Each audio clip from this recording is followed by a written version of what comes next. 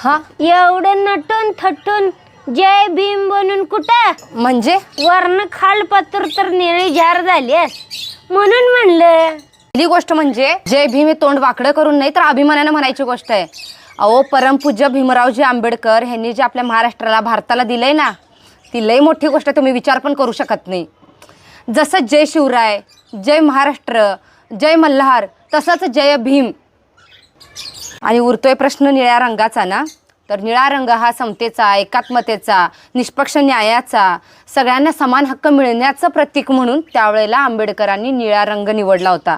आपल्या महाराष्ट्रात होऊन गेलेल्या प्रत्येक महापुरुषांनी जे कार्य केलं ना, ते किंवा झेंडे निवडले, जे रंग निवडले, तर त्याच्या मागचा मेन हेतू एकच होता की एकजूटपणा.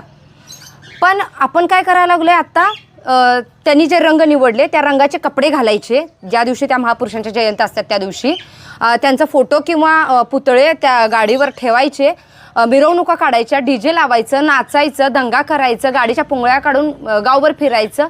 मग आत्ताच्या पिढीला फक्त एवढंच कळतं की ते महापुरुष होऊन गेले, आज जन्मले आणि त्या दिवशी हे केलं जाते.